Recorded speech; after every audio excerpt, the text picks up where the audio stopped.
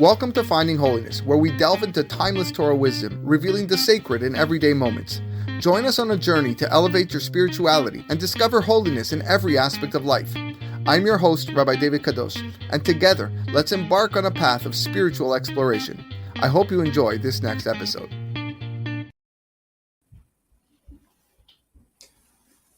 Good evening, ladies and gentlemen. Erev Tov. Welcome to all of you joining us tonight or in the future on our podcast, the Finding Holiness Podcast, Bruchim Habayim, which can be listened to, of course, anywhere you listen to your podcast, Apple Podcasts, Spotify, Google Podcasts. We are happy to kick off a brand new series for you tonight, which we call Community Matters. And if you're listening right now, it's probably because community matters to you. Here we get to speak to local Jewish community members and activists, both local and abroad, mind you, about their achievements, their ambitions, and their aspirations. We discuss how they work to shape the Jewish community at large, the issues that they tackle, and how they find holiness in the work that they do. I have to admit, I've been wanting to do this for quite a while now, but I've never really had or mustered up the courage, let's say, to reach out to potential guests and to see if he or she would be interested.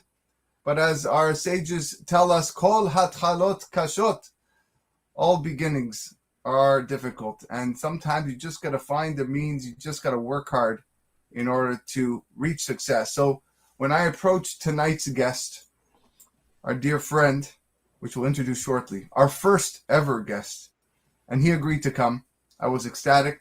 In fact, probably most of you are tuning in today because you saw his picture on the flyer and you want to hear his story and accomplishments. Without further ado, I'm going to open it up. Joining me tonight in the inaugural and first of what I hope to be many episodes is my dear friend, one of my role models, a paragon to so many people, Mr. Isaac Osiel. Bruchim Habayim. Isaac, how are you doing today? Rabbi, it's a pleasure to be here, and I will double your statement in suggesting how long it's taken you to do this, and I give you tremendous chizuk for doing so, because I know you approached a few months ago to try this, and I was also reluctant as well, but happy we're finally doing this now. Yeah, it's amazing, the world of technology. Look what we can do now. We can reach so many people in such little time, right? We have people joining us probably from around the world on YouTube and Facebook, and of course the podcast, which is over 30 something countries at this point. And it's great for them to hear your story and the stories of many people who we hope to touch upon in the near future. So let's break the ice a little bit. We have new listeners here probably, or those that might know you, who you are now. But let's introduce yourself a little bit, what you do, who you are, share a little bit about yourself, and then we'll get going. We'll take it from there. Sounds good. Thank you, Rabbi. My name is Isaac Osiel, as the Rabbi mentioned. I was born, raised, and haven't actually moved a square kilometer from the place I was born. I've been lived in the Bathurst and Shepherd area of Toronto, and been affiliated with Petach Tikva, the Sephardic congregation in Toronto, the mainstay of the Sephardic congregations, one of the first in Toronto. And since day one, I've been in this Bathurst and Shepherd area. And we have 6 beautiful children, all daughters, mind you, and a lot of fun at home. And I want to add, actually, that my wife and I met in Boston, of all places. We met on a Shabbaton. It was a Hillel Shabbaton, of which she was a student at York University, at U of T. And I was actually a graduate. I had already graduated York. But the idea was, with this Shabbaton, to bring together different facets of the community together into one Shabbaton. And they had somebody already designated as the Sephardic delegate, so to speak, and she backed out. And mind you, I was already out of university, and the person who was responsible for calling me said, "Do you want to come on this Shabbaton? It's cool. You're going to meet young people, and you represent the Sephardic community." I said, "With pleasure." And who knew that Hashem had that plan in mind for me to meet my soulmate. And we just passed 20 years back in October. Wow, 20 years. Unbelievable. Yeah. Chazak Baruch. Yeah. Listen, I know your wife well. She's an amazing individual. And what can you say? You're both lucky to have each other, and what an amazing story to meet in Boston on the Shabbaton. And you've been a Sephardic representative, okay, for a lot of your life, and that expanded in the last few years, which we're going to get to shortly. Your name, Isaac Osiel. You say the name Isaac Osiel. Besides the fact that there are many Isaac Osiels in this city, but and they're all wonderful, wonderful people as well. But your name is synonymous in the Toronto Jewish community with community work. How did it start? What motivated you to serve for the community? Was there one moment, one experience when you were younger, maybe as a child, that said, you know what, this is something that I want to do. This is what my focus is going to be. I need to look at the community. How am I going to make it better? Was there that one time, that one moment that gave you that push to do what you do today? It's a good question. I mean, when you're young and getting involved, there's not really, you don't think about motivating factors. You sort of you go and you do. But thank you for bringing up my name. Actually, I didn't position myself to sit in a certain way, but behind me is a whole wall of family pictures. And in the top right, or it's my side on the right, but here above this picture is my grandfather, Isaac Osiel, and it's a picture of him with his wife. And at the time, 10 children he had. And he was a Shaliach Tzibur, a famous Shaliach Tzibur in Morocco, in a congregation that was well known in Tangiers. And my grandmother's actually holding my father in that picture. Tragically, he passed away at 42, leaving his wife a widow with 13 children. And the new father figure in the family, my uncle Leon, came to Canada, I would say 17 or 18 years old, looking for somewhere for the family to move. Came on his own and found that Toronto was a place for the community, for his family to come to. And he was one of the founders of the Sephardic community, specifically actually Petah Tikva, where we belong as a family and as a congregation, as a community. And that's where the genesis of my involvement is, just coming to shul and being involved. I went every single week with my father, and week after week you get involved and you start to do things. But if there was one maybe moment in the synagogue that I got involved, our Shaliach Tzibur at the time, Mr. Frank Levy, Zichrono Livracha, who actually is a story in himself, because he was the Shaliach Tzibur for many, many, many years. But it turned out that he didn't start as one. He didn't even know how to read the parashiot, is the truth. But there was a need at the time, and he said he would do it, which is incredible, because to learn a parasha, Rabbi, as you know, is very challenging, let alone to do it on a weekly basis. But this was his role in the synagogue, and he took it on. Not only was he the president of the shul, but he also did this every single week. In the mid-90s, I was probably 16, 17 at the time, he fell ill, and he couldn't do it anymore. And the shul was really in a predicament where we didn't have people to say that read the Torah. So at the time, the president at the time turned to myself and my cousin Isaac of the Parnas, the current Parnas, and Isaac married to Dina Osiel, and it asked us to see if we can contribute, we can help by learning the parashiot. And the three of us were able to, every 3 weeks we rotated. Sometimes we had a fourth person to help us out because we were on the ball to do it once every month, so to speak. And that's really, once you get engaged in something, once you feel validated by doing something, that's when you get motivated. And to know that I had to do that for the synagogue was very motivating. I was 16, maybe 17, 1994 or 5. So that's the age frame that we were. I was a little bit younger than my cousins, but we all knew the need was there, and we wanted to help. That was the truth, the impetus. Actually, if I reflect now, my father was heavily involved in the 90s in the community as well. The Rabbi, you used to play in the baseball league the baseball league, of course. A few of them had started back in I think 1991 was the first year. And we had a huge baseball league. There must have been, I think it was 16 teams at its height for children between 2 years old. And I think it was 13 at the time. We had 160 kids. Every Wednesday we had a barbecue for the community. But at some point, my father said, I think it's time we should do something for the teens. And I was a teen myself.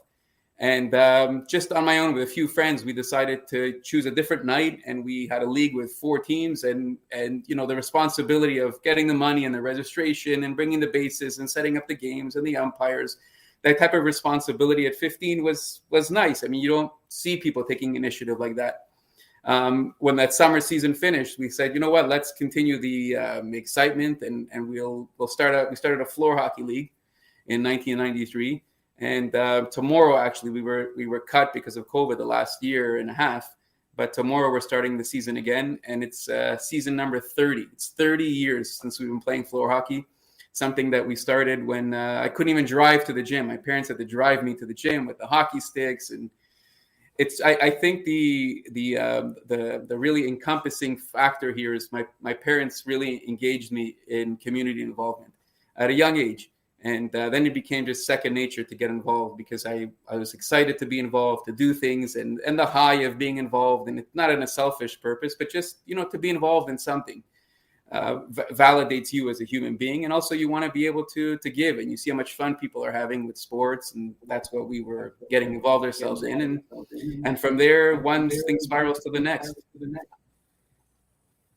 It's amazing how, you mentioned your uncle, Zichrono Livracha, who I never met, or at least I don't remember him, but of all the people that I've spoken to in the past, will all attest to his incredible level of leadership that he had in this entire community, the amount of people that he helped really settle over here, for so many years.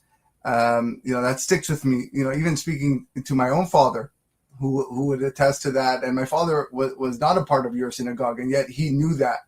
There are people that I'll speak to, who I'll mention my last name, and he passed away in 1987. That's I don't know, 34 years, 30 whatever.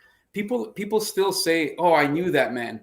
And so look at the legacy that person left, where 35 years later, people still know an instance that they met him, they spoke with him, they were engaged with him, and somehow had some kind of effect on him. That's leaving a legacy. That's so many years later he could do that. To me, that's a role model to me. That's somebody who you can look up to, who got involved in the community, who sacrificed everything he could for his family. That's it's a shame his life was cut short, but did so much in his short life. It really personifies, the Mishnah dictum of Bimkom she'en anashim hishtadel liot ish, right? When you look around and there's no one to do the job. You mentioned your case of Mr. Frank Levi Zichrono Livracha, who turned ill, and there was just the basics, just to read the parasha. Who's going to do it? Who's going to lead this tzibur at this point? And at some point, you just got to say, well, okay, I'll do it. My cousin will do it. Both of us will do it. And, it's amazing how that just spiraled. And then once you get the ball rolling, you just see people just automatically being drawn like a magnet to you and pushing you and motivating you to do more. And at a young age to do all these, baseball leagues and hockey leagues. I've heard about the hockey league. I also haven't played in the hockey league. It's intense. It's one of the best I heard in the city. We'll put the link of the hockey league later on, but it's probably sold out. It's full. Now. It gets full right away. It's full, yeah, for sure. After the year hiatus of COVID, well, it's amazing what you've accomplished. And again, that idea, you said ish. Why not? Like, this is my opportunity to make a difference. I think that's in every situation in life, especially when you want to give back. And I know the topic is community matters, but in any community matter, in whatever situation that you're in, are you going to be the one who sits on the side or said, you know what, I may not be able to do this job well, but I'm going to try. And I can think of many instances where I just took a stab at something, and sometimes it doesn't work out, but oftentimes, and more than anything else, just wanting to help, wanting to get involved is more gratifying. Some people would see it as something gratifying for them, but really, I feel like it's almost selfish when I get involved in something. It's really for me. And people say, why do you get involved in this and that? I like it. It's what I enjoy. So there is a certain selfishness in what I do because I enjoy doing it. They say, oh, you're giving back, but really you're giving to yourself. I don't know that there's any selfless act, really, because you're getting something out of everything.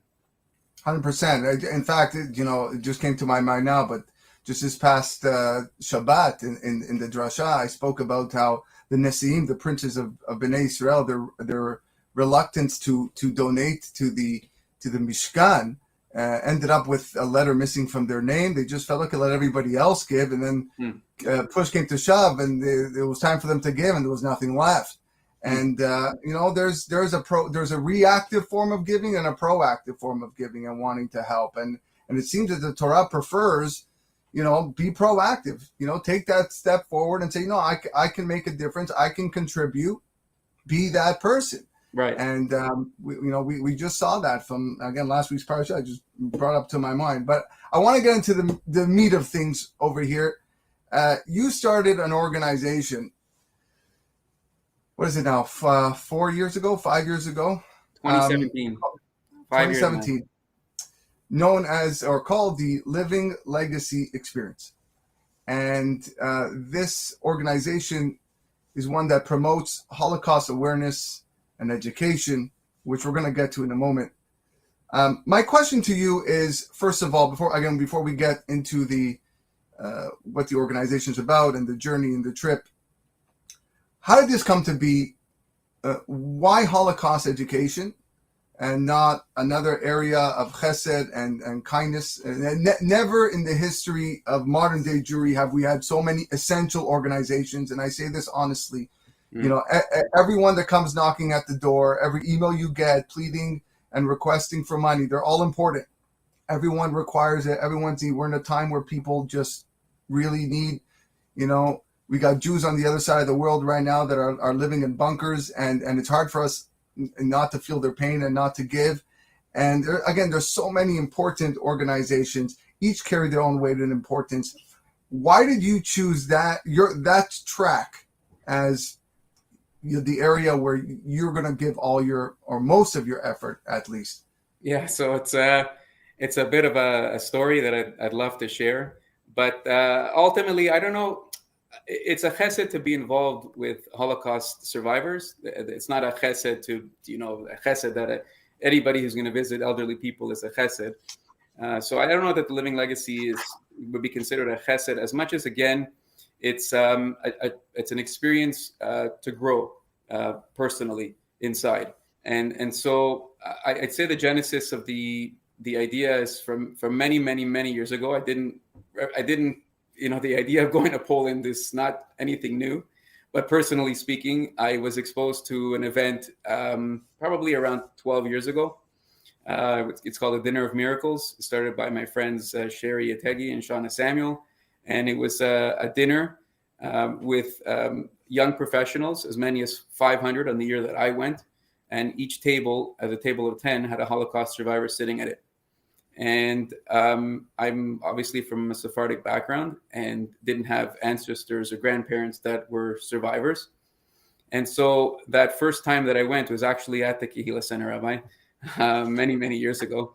And we sat in a humongous room, the banquet hall, with one survivor, and just listening to his story at the time, and then the guest speaker that spoke, the featured speaker, put life in perspective right there and on the spot. Just hearing what they went through to live a Jewish life.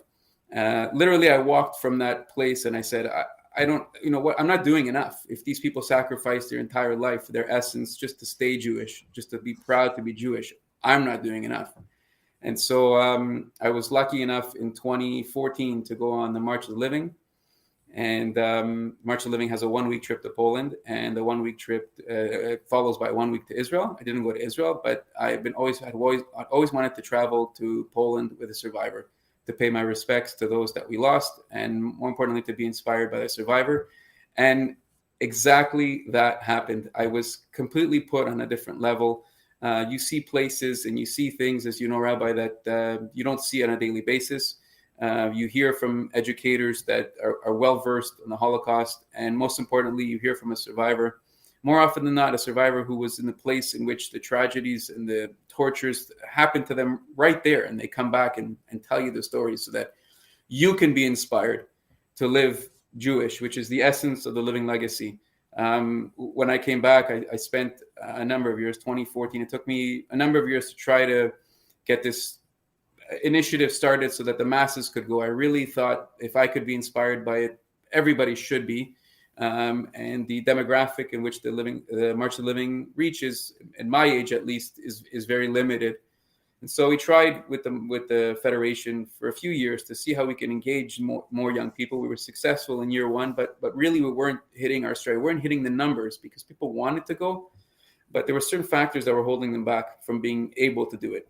And so after a number of tries and different organizations that we approached, we finally made a presentation to Asia Torah. I actually initiated that on my 40th birthday. I checked back. It was 2017, March 23rd. That's my birthday. And I said at 40, I got to do this. And so I met with Asia Torah. We brainstormed the concept. The idea was to make it extremely, extremely affordable, highly subsidize it, make sure that there's a survivor on the trip, make it a 1-week trip, pack it all in, see as many sites as you could see, gain as much inspiration as possible, and put you back into the city that you came from, which we started in Toronto, and try to live an inspired life. And I just brought this. I don't know whether you're going to ask me about this or, there's certain thing that motivates me on a daily basis to keep this going, to keep this organization going. I don't know if you can see this. I'll bring it up here. There you actually see that. Rocks. I leave this in my closet every day so that I can see it every morning. And these are stones. These are rocks that are on the train tracks in Auschwitz, which you saw there. Obviously, the cattle cars came in, and we all know what happened to most of the Jews that came on cattle cars to Auschwitz. Their life was cut short right there. And so this brings me perspective every single day. When I see this and I say, I can do more as a Jewish person or as a person in general, to almost redeem what those people didn't have a chance to do. And so I don't know if I was allowed to take these rocks or not. I hope I was. I'm sure they're not the original rocks, but it's very, very symbolic to me, and keep it in my room. You know what? It's Chataya Ani Maskir Hayom. We were by one of the demolished barracks, and it was on our trip, and it was, I guess, surrounded by tape. We couldn't go past a certain point.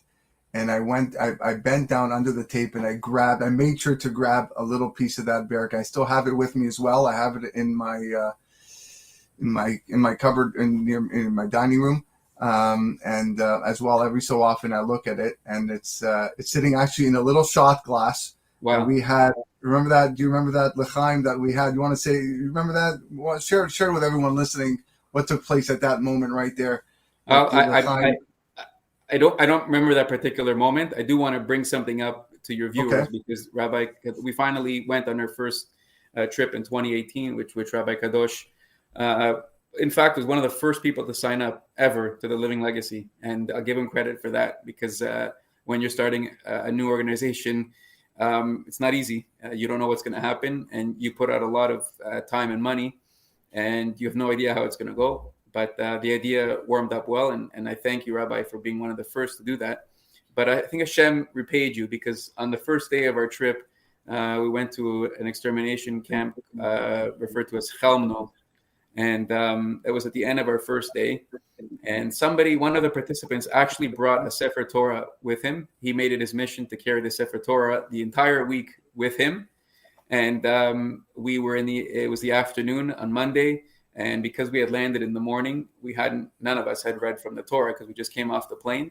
And in Chelmno, we opened the Torah and we did a mincha service, and Rabbi Kadoch read the Torah portion of that week. It's mind-boggling. The educators there said that they had never seen that happen. I don't know if it had ever been happened, but really a moving moment that I'll never. I have a picture. Someone snapped a shot of that, me reading from the Torah. It's right there on I can't get it now because we're in the middle of the interview, and it's probably unprofessional of me, but maybe if anyone wants to see it anytime, by all means, I'll show you the picture of me reading the Sefer Torah in Chelmno. It was a surreal experience, and almost like, you know what, we're still here. We're reading this Torah, and it was unbelievable. Tell us how much? The time. I don't remember. The l'chaim. So the l'chaim, I can't remember who it was, but it was right there, and he just all of a sudden, I think his grandmother survived Auschwitz. I believe I can't Mordechai remember who it Grunwald, was. yes, Mordechai. Mordechai Grunwald, and I think just pulled out a little, flask of scotch, and it just gave out a bunch of shot glasses. And right there, I think we just had like 60 or 70 people make a l'chaim, right, like in front of there. And again, to life, the Jewish people are still around. No matter, and although it's probably difficult to say how HaKadosh Baruch Hu was matzil otanu in the time of the Holocaust, but there were survivors, and we were with those survivors, and we're still here, and that was again a moment towards the end of the trip that I won't forget. Yeah, that's just it. A lot of people say, I don't know if I can do a trip like this. It's very emotional, and it is emotional, but it's extremely uplifting. There's nothing that we're going to do to bring back those people that were murdered. That's for sure. But we can go to Poland. We can pay our respects. We can say Kaddish for those people, Kaddish, and we can make a l'chaim, and we can be proud of where we are today. That we can come to these places and commemorate and say a prayer for them. But more importantly, to internalize the experience that we as Jewish people, we're not exterminated. We're still here. And I'll argue we're stronger than ever. So this is really an experience about increasing your Jewish pride, because we need more of it. I was at a lecture on Sunday night with Rudy Rochman. Rudy's like right. He was in town this week. That's right. Yeah, he was in town this week, and he said, it's not enough for us to be just promoting the app that gets you to the fastest pizza place, or the fact that the Israelis invented the stent.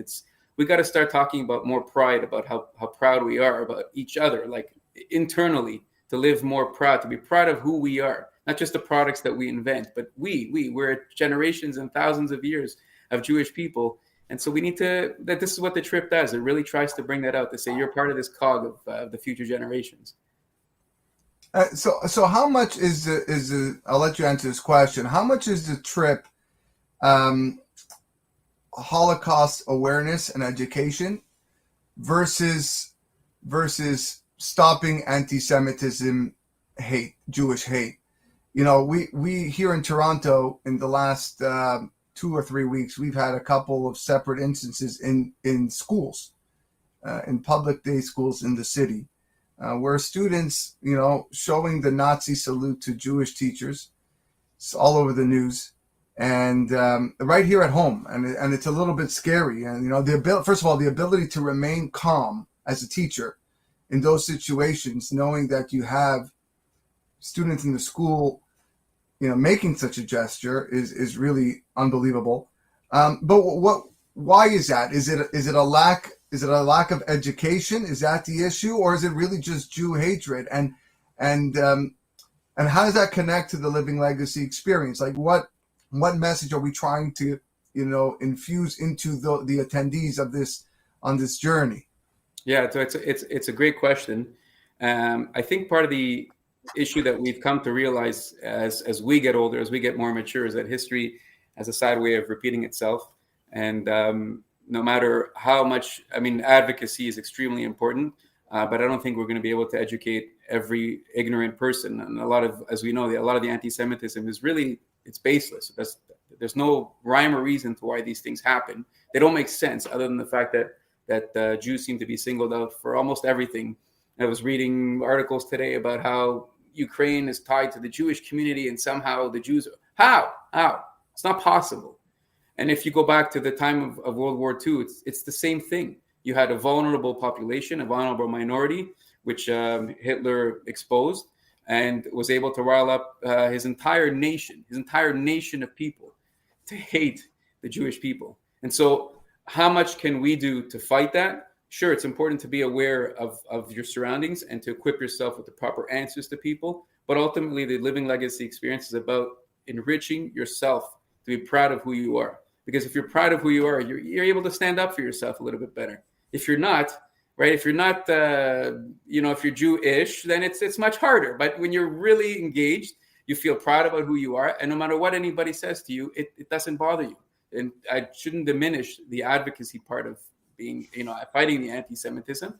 The trip doesn't have any tools in terms of, we don't do courses on how to fight the anti-Semitism, but really as you saw, the trip was really about bringing in the Jewish pride, making you proud of who you are and bringing that back. So if we can come for 1 week together and bring your level of pride from here to here, we've accomplished a tremendous amount, because now you're going to come back as an advocate for the Jewish people. That's what we want. And so we're heavily subsidizing this, and we want people to come. And there's only a few more years left where the survivors are going to be able to come. It's so important to hear from them. Why them? Because they've been through it. They have the life experience. They're now well into their 90s. They've been through hell. And if the least that we can do at this point is honor them by accompanying them on a trip like this, learning from them, hearing their perspective on life, we'll be better people. And that's why we do this. That's why we continue to do this. We had I've been at this 5 years, but we only went in 2018 and 2019. We struggled more with not going than with going. And so we have our trip coming up in May, on May 22nd. And now that we've sort of passed the tide of COVID concerns over the last year and a half, now we're dealing with Ukraine and the situation there. And God willing, hopefully everybody hopes that it'll be over soon, but we're still planning on going. It's on May 22nd. We hope to send 3 buses broken up by different ages. So younger age demographic, middle age, and then we call it an adult bus, 50 and over. And we hope that the trip is attended by 1 survivor per bus. That was the goals in the previous trips, and that's what we continue to do. The survivors, believe it or not, want to go. A lot of people are asking, are you sure you want to bring them, their health and COVID and their age? And I got to be honest, the survivors have found a purpose in educating. They want to tell their story, and they want people to hear their story while they're still alive, because that's our motto. Once they're gone, the onus is on us. This is our legacy to carry on. And so it's really important now, as the generation is passing, that the torch passes on to us, and that you and I become advocates on Holocaust education and Holocaust awareness, and more importantly, Jewish pride. That's what we're trying to exude here with the trip. Of course. And, you mentioned a good point over there, because I went on the first journey of the Living Legacy in 2018. It was an experience that, I will never forget it for many, many reasons, mainly because, like you, my Sephardic background, didn't have ancestors that survived. We have listeners right now that are curious to know about this. And you mentioned a good point, but maybe just reiterate that. How is the Living Legacy different than all the other trips that go to Poland? What makes you stand out, and why is it such a big draw? So I want to give a Hakarat Tov, which is a tremendous thanks to the March of the Living, because they run a phenomenal trip that the experience has been going on for 30 years. And the Living Legacy did not reinvent the wheel.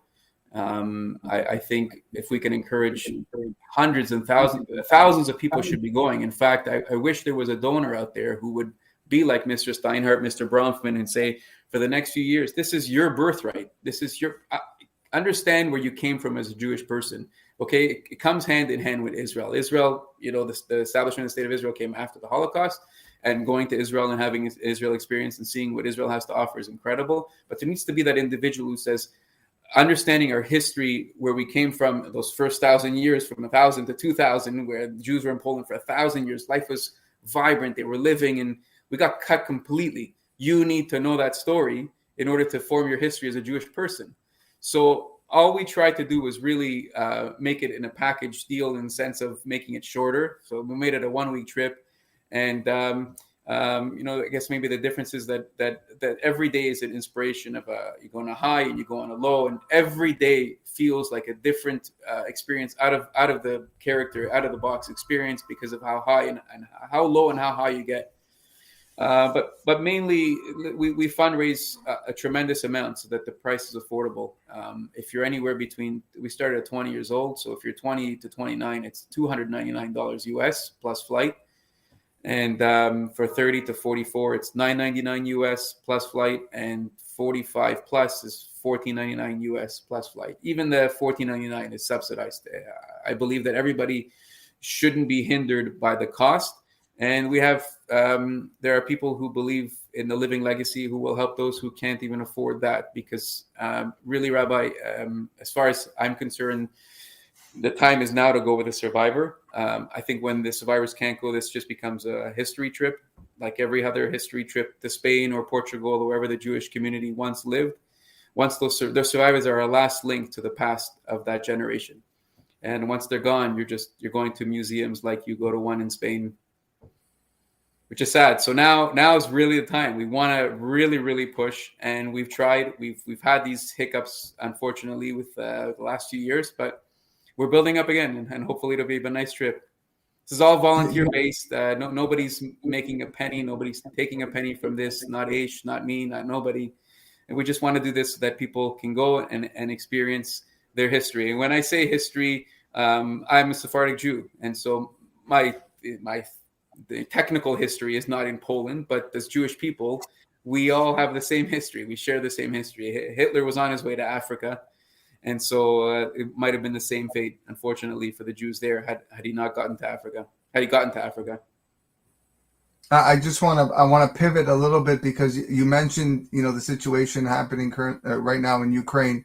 Some are worried that this could escalate to another world war. And while Putin's invasion of Ukraine is not a direct attack on the Jews, but once again, Jews in Eastern Europe are under attack. Are you scared? Not for your trip. Now I'm speaking about. Are you just scared in general? Can you not help but think, oh no, this could happen again? And of course, we now have the state of Israel. Or maybe I'll pose a question to you: does the state of Israel and its existence bring a sense of calmness, just slightly? Like, I actually mentioned this last week. I go, the major difference between the Jews in the 1940s and the Jews in Ukraine today is that now they got a place to escape. Now they got a place to flee. They have a homeland. And I wonder what your thoughts are on that. Yeah, it's a scary time whenever there's war. I've never seen this in my lifetime, the way it's been done, the way one country invades another one unprovoked.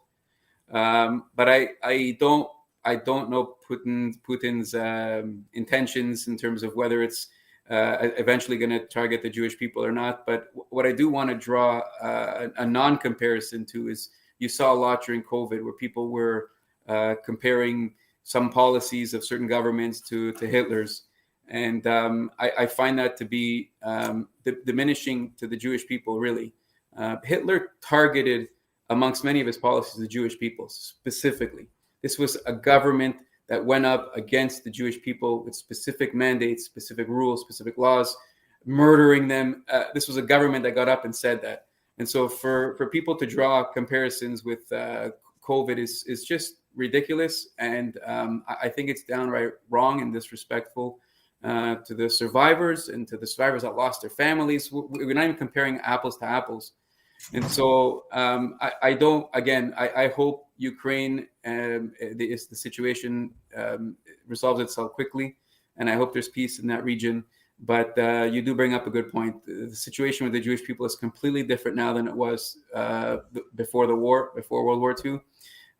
As I mentioned earlier, I don't think anti-Semitism will ever go away, but I do believe now we can defend ourselves a lot better. We have our own Jewish homeland, we have our own army, and if need be, we have somewhere to go to and a country to defend ourselves with, which we were really on our own when it was 80 years ago. As we're slowly winding down, there was rumor at the start of the Living Legacy experience that you were going to do this for 5 years. You mentioned you did 2 years, 2018, 2019, and then unfortunately because of COVID, plans went sideways.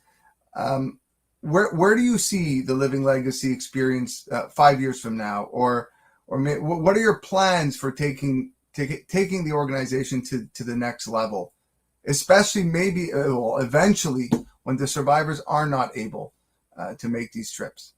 Yeah, and the truth is, in 2020 was going to be the breakout year. We had 250 people signed up.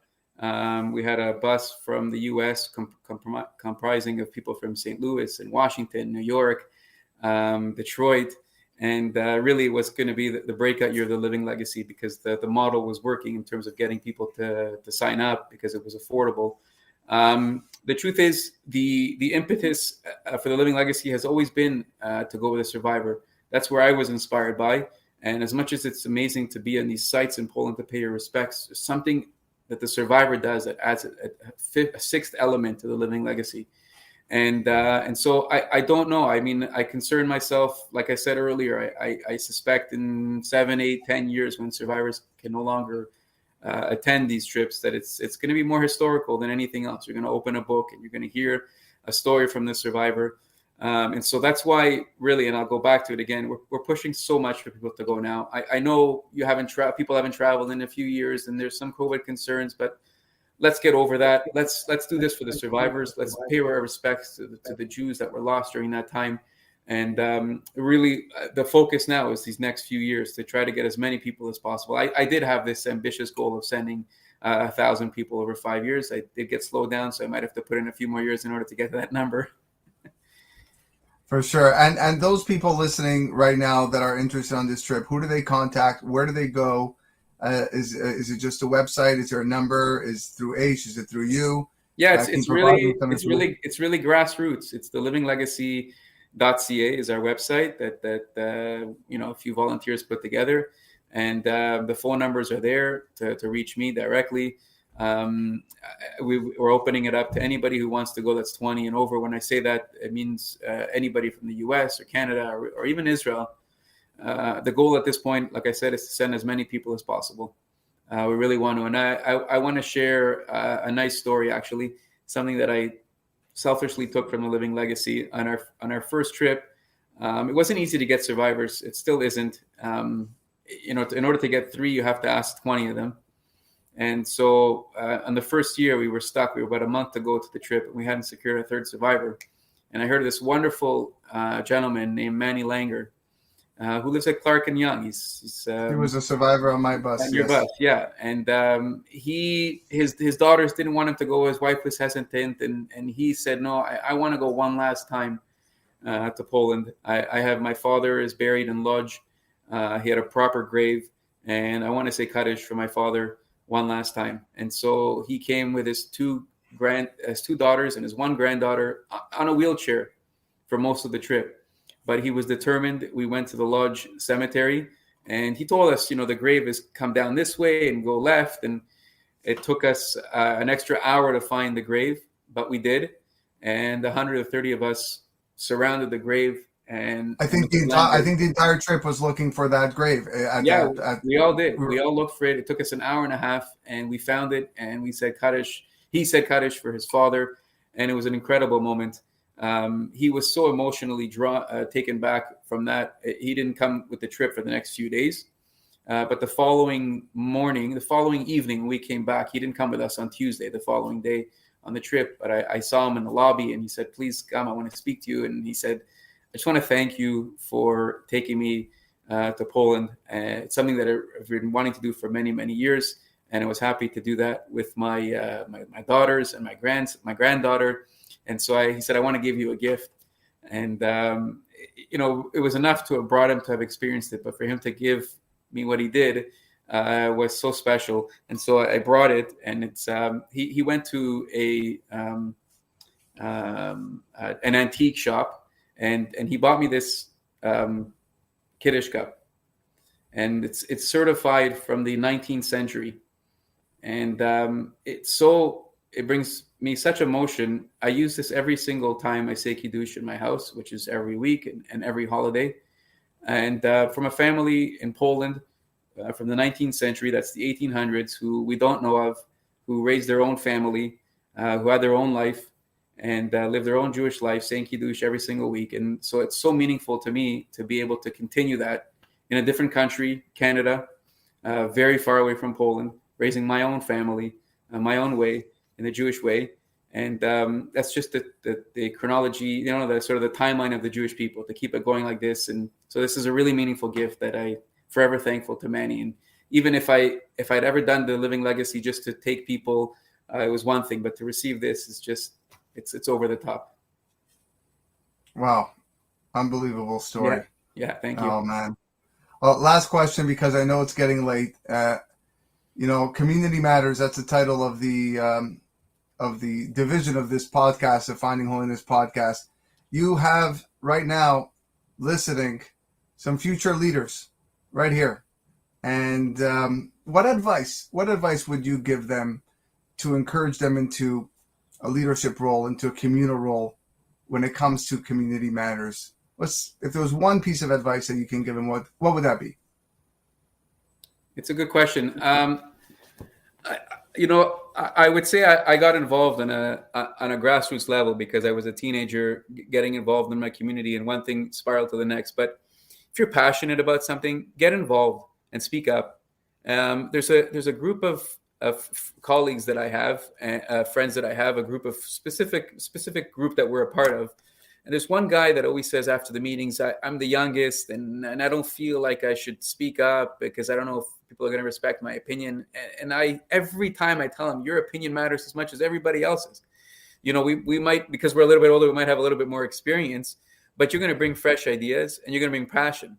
And so if you're, no matter what the cause is, if you're passionate about something, get involved, be that person to get involved. And I do it humbly. I don't, I'm doing my thing. We talked about small sports leagues or whatever. I don't see that as a big deal, but I love getting myself involved and helping wherever I can. I don't have unique ideas. I just, I take a task and I enjoy doing it. So most importantly, if you're going to get involved, see it through, because you're being counted on. So that's probably my most important. See it through, because people will be counting on you to make sure.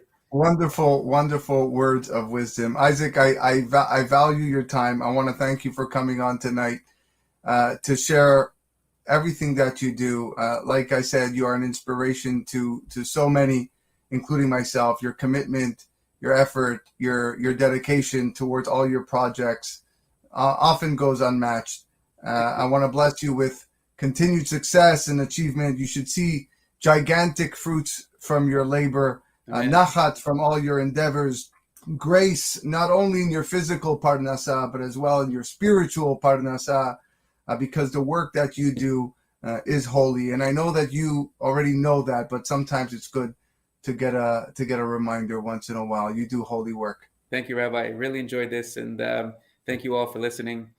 It's wonderful to do this. Wonderful to speak sometimes about the different things that are going on. Amazing. A reminder to our audience that if you or anyone you know would benefit from such a heart awakening experience, go to the Living Legacy website at www.thelivinglegacy.ca for more information. The journey is coming closer. We don't call it a trip. We call it a journey. The journey is coming closer. Don't delay. I can tell you firsthand that you will not regret it. Thank you, everyone, for tuning in. We hope you can join us next time on Community Matters, where we bring in another community member, another important and influential community member, to discuss their personal trek towards molding the Jewish community for the better and their search to find holiness, because holiness matters. Wishing everyone good night. Thank you, Rabbi.